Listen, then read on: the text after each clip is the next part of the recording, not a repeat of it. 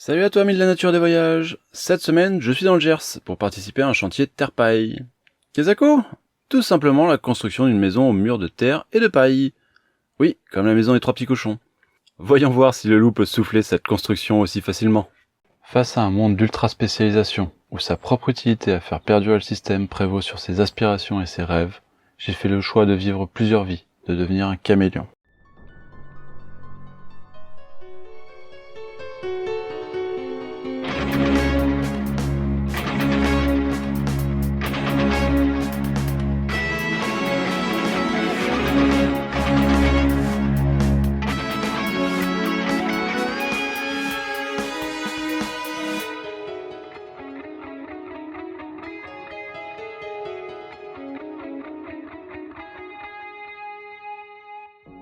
Alors première question, pourquoi construire en terre-paille, alors que d'autres matériaux bien plus costauds existent? Est-ce que c'est une lubie ou est-ce que ça a réellement un intérêt de construire comme ça?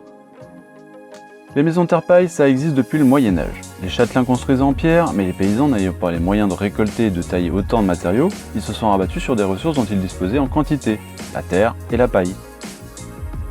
L'idée ici est donc de construire une maison en matériaux écologiques, avec une empreinte carbone aussi faible que possible, le tout en rajoutant une contrainte économique faible et en gardant un habitat sain, c'est-à-dire qui respire. La terre est récupérée sous le terrain, la paille provient du champ voisin et l'eau, on en utilisera beaucoup, c'est de l'eau de pluie. Bref, ce genre de chantier est bon pour la planète, mais il est aussi très bon pour ses habitants. En effet, un mur terre-paille est à la fois respirant, donc il laisse passer l'air, et perspirant, c'est-à-dire qu'il laisse passer l'humidité. Là où on cherche dans une habitation de béton classique à rendre l'ensemble le plus étanche possible, on fait ici le choix inverse. Ainsi l'humidité dégagée par ses habitants en vivant à l'intérieur, donc les douches, même la respiration, se régule doucement. De la même manière, on évitera de respirer en permanence les vapeurs toxiques des peintures coves, peintures étanches, qui stagnent dans la pièce. Est-ce sans faute pour autant? Pas tout à fait. En effet, si le béton soit autant démocratisé, c'est pour sa facilité de mise en œuvre. Un mur de béton ou de parpaing peut être monté en quelques jours avec un effectif réduit. Pour la terre-paille, par contre, on peut largement doubler le temps et tripler la main-d'œuvre. Et du monde, il y en avait pour ce chantier.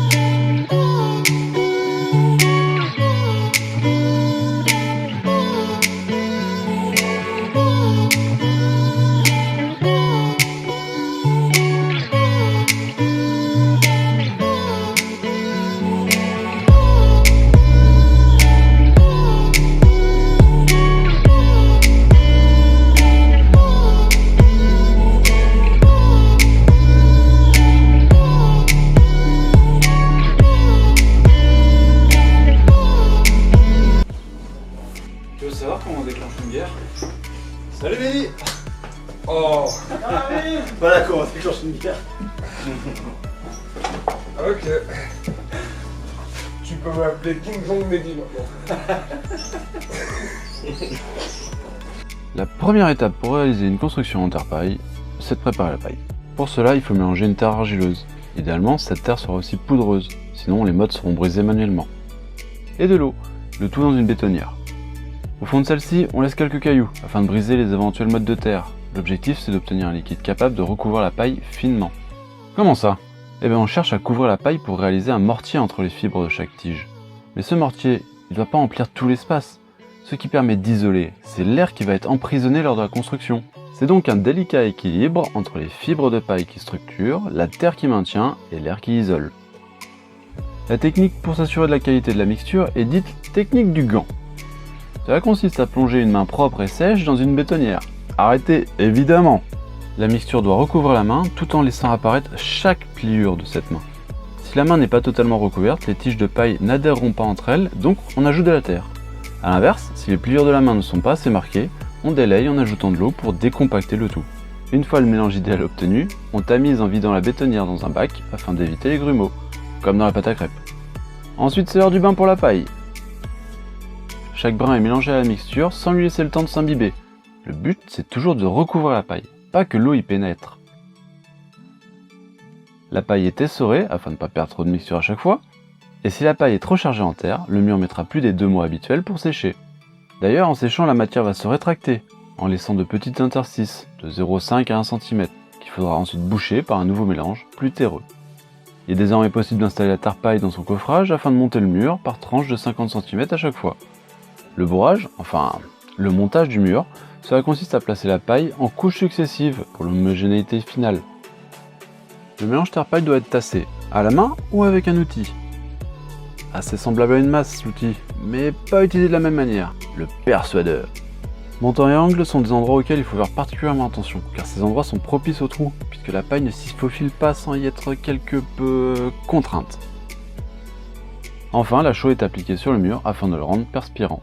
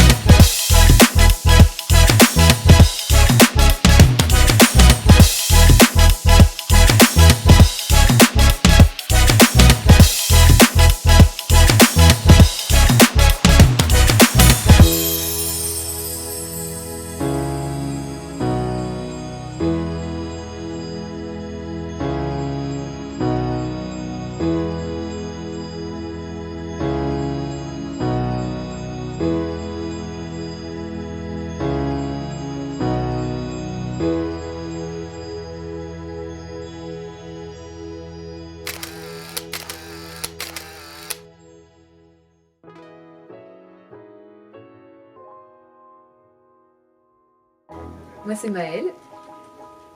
Et moi c'est Jérôme.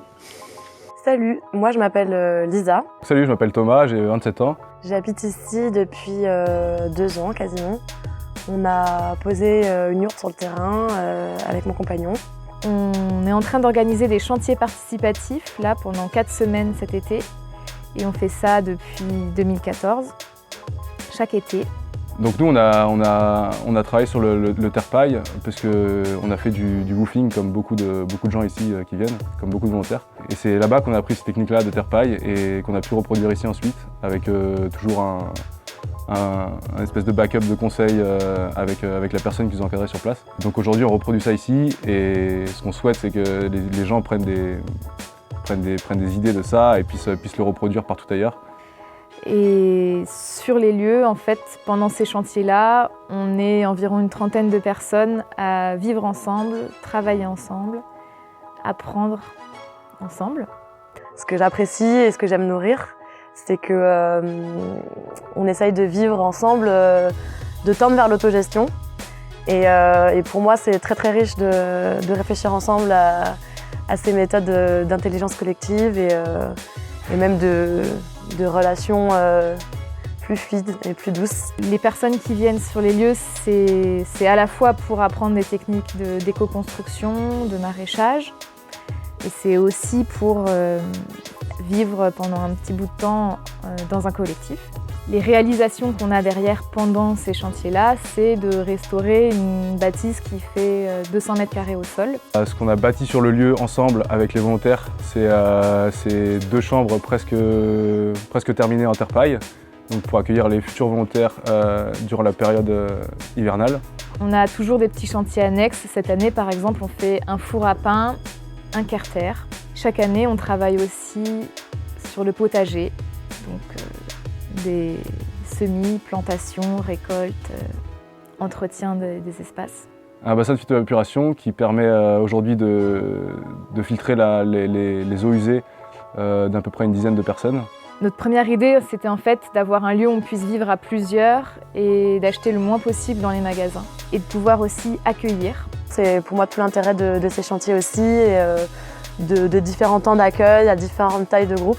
C'est que ça nous permet de tester plein de formes de cohabitation et de collaboration.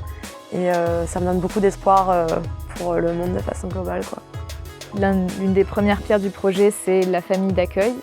On aimerait bien être famille d'accueil pour personnes âgées. Ce sera pour des personnes âgées qui ont besoin d'une présence et qu'on leur rende des services et qui ont l'envie de vivre dans un cadre familial.